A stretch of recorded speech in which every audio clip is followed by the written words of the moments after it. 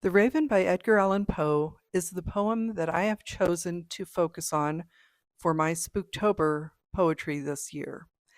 And my plan, if you have not been here before, is to do my own poems in the style of the Raven, but not direct knockoffs of the poem.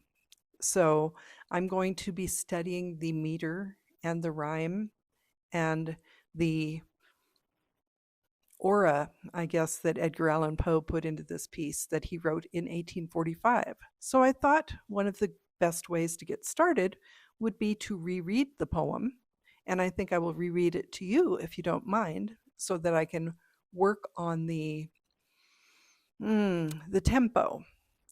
Poe's Raven is actually not a traditional poem in many senses of the I don't know if you'd call it a genre, but in the normal rhyming scheme.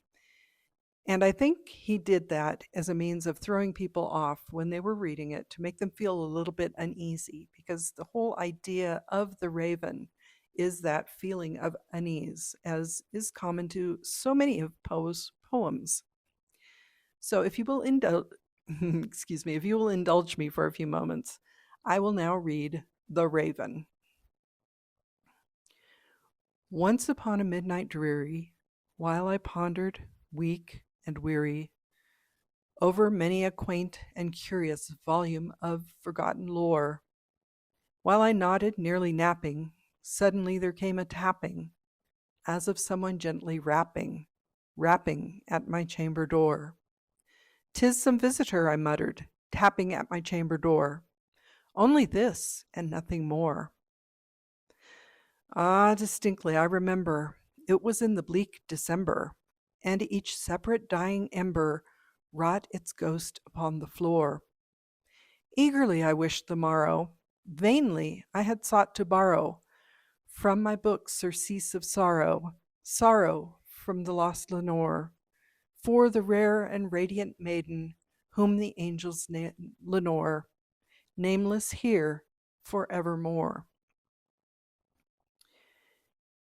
And the silken, sad, uncertain rustling of each purple curtain thrilled me, filled me with fantastic terrors never felt before, so that now, to still the beating of my heart, I stood repeating, "'Tis some visitor entreating entrance at my chamber door, some late visitor entreating entrance at my chamber door.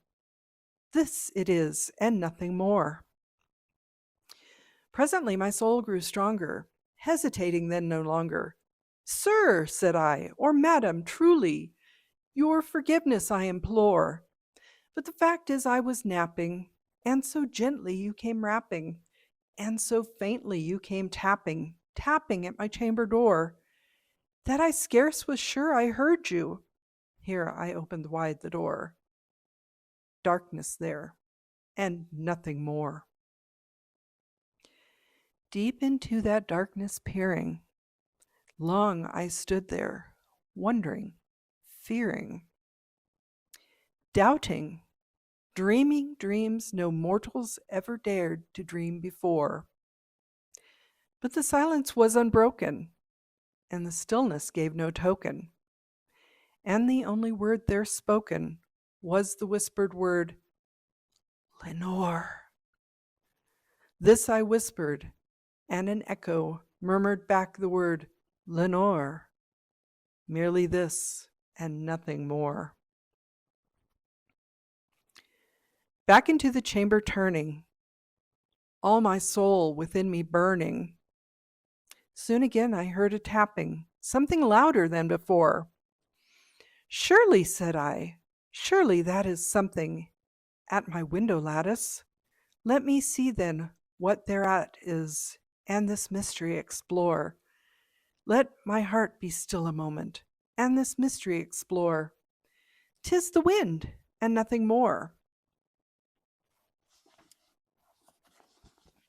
Open here I flung the shutter, when with many a flirt and flutter, in there stepped a stately raven of the saintly days of yore, Not the least obeisance made he, not a minute stopped or stayed he, but with mien of lord or lady, perched above my chamber door, perched upon a bust of Pallas just above my chamber door, perched and sat, and nothing more.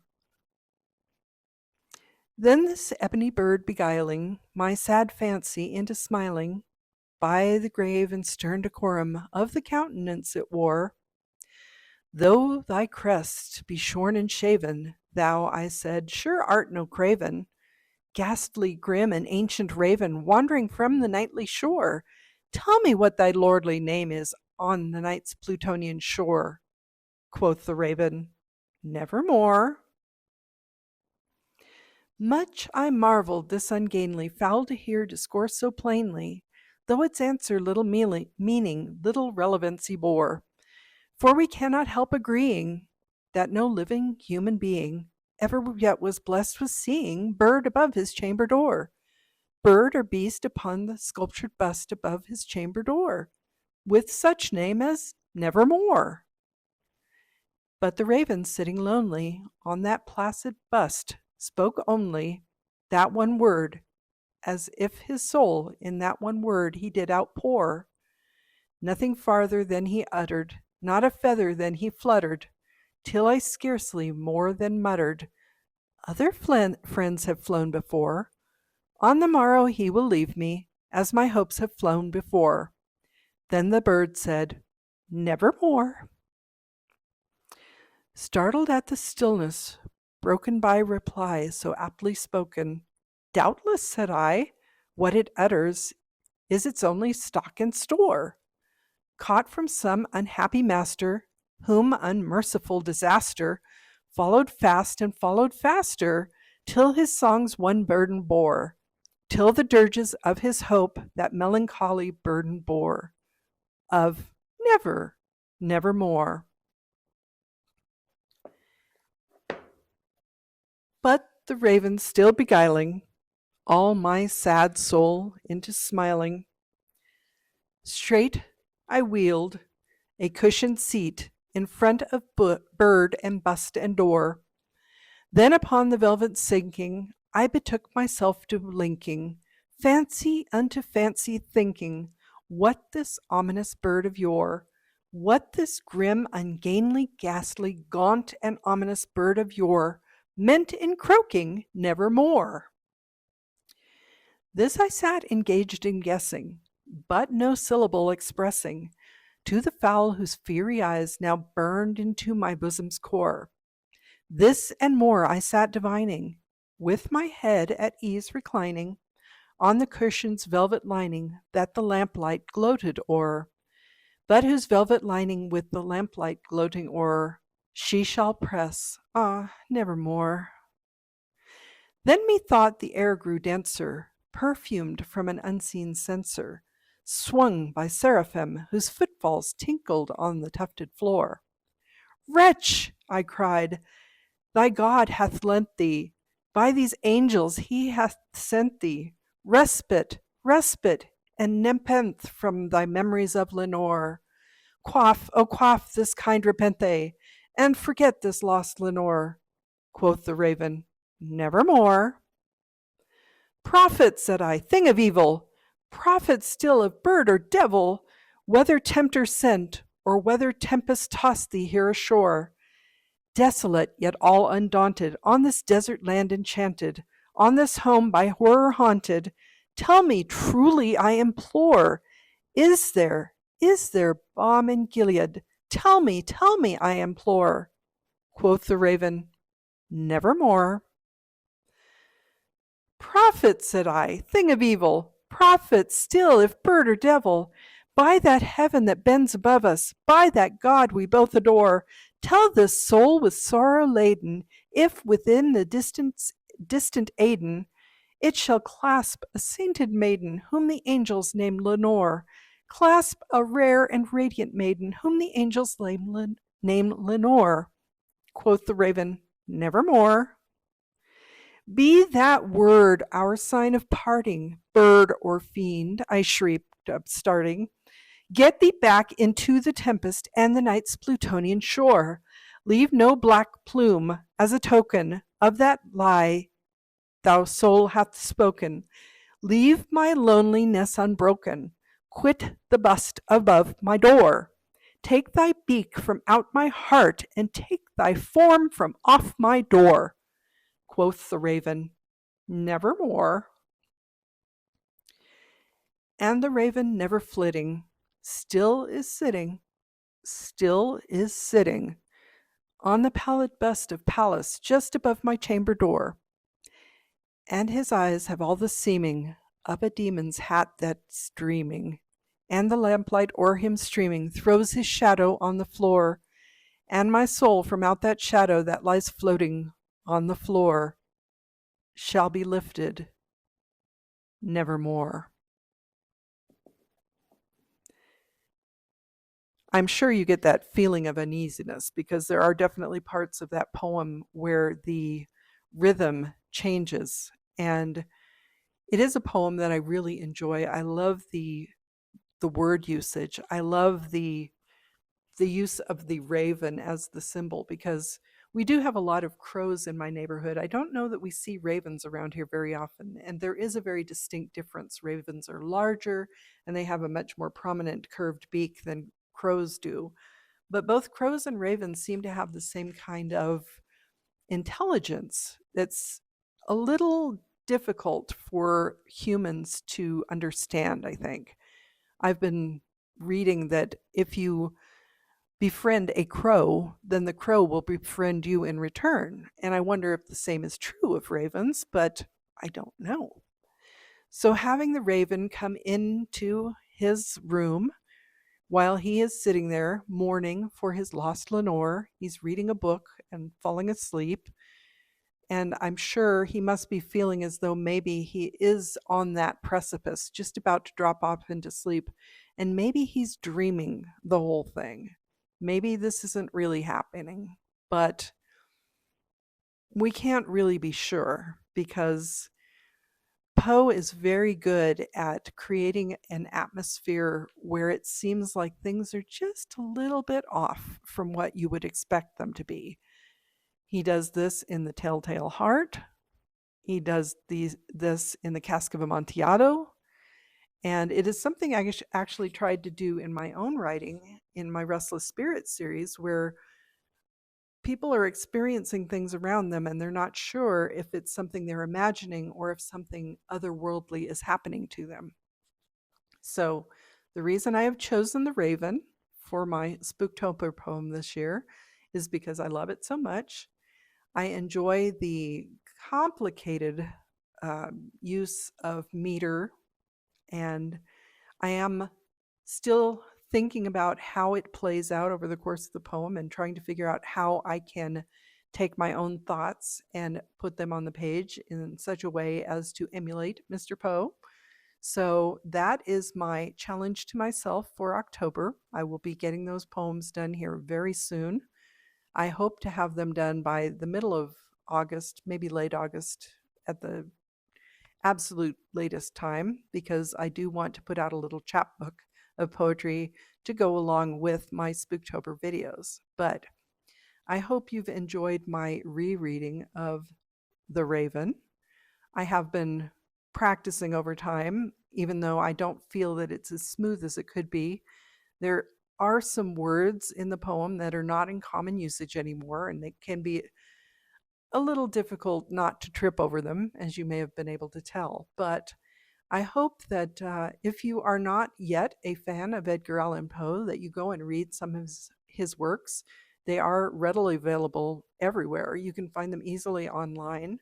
If you want to go and check out The Raven for yourself, try to read it. It can be quite a bit of fun trying to read it because it can be very melodramatic in some senses, where the raven is sitting on the bust of Pallas, quoting, "Nevermore."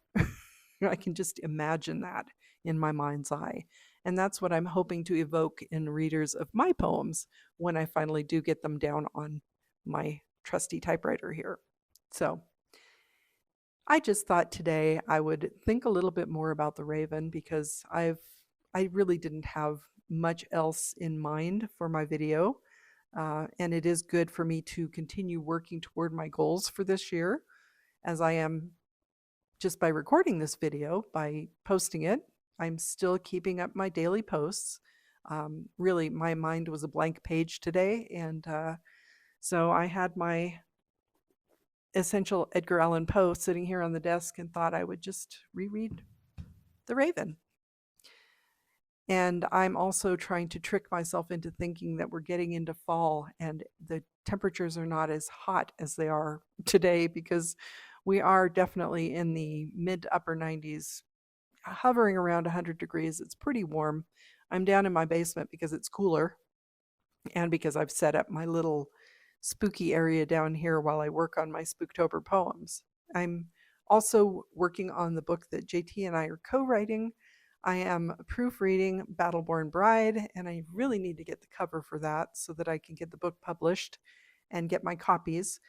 I am still waiting for the last 4 copies of Haunt Season 2 arrive. Amazon says I will be getting them tomorrow, even though according to their tracker, they haven't shipped yet. So I still don't know what's happening there. I'm doubting they're going to show up tomorrow, and I'm getting even more frustrated. But that's just one of those things, and we'll see what happens. JT, all of his books arrived in one box, nicely packed. He's all ready for his book signing on Friday, so I'm glad of that. But I'm still a little frustrated about how getting my books went this time around, and I really don't want to deal with that for Battleborn Bride. So I need to get those ordered as soon as possible and make sure that I have them in hand for all the events that we plan to do in October. And as I've mentioned, I also really need to sit down and get to work on my marketing for Battleborn Bride, because I will be rolling things out over the course of the coming weeks. Let's see, it is mid-July. It's July 20th today. Let's see, August, September. So about 12-ish weeks or less to really promote the book. And I will be definitely putting this one on pre-sale. I will be hopefully putting it out as an advanced reader copy on Book Sirens. I did attempt that in the past and was not accepted, so I'm not sure that will work.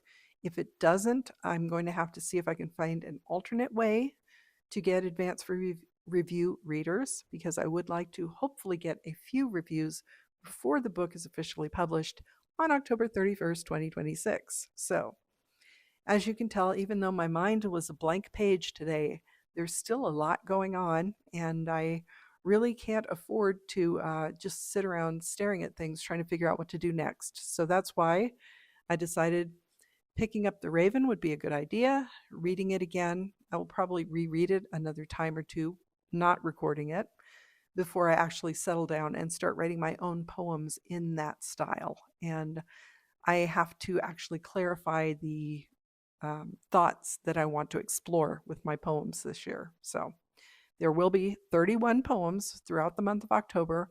I will be doing videos where I read my poems.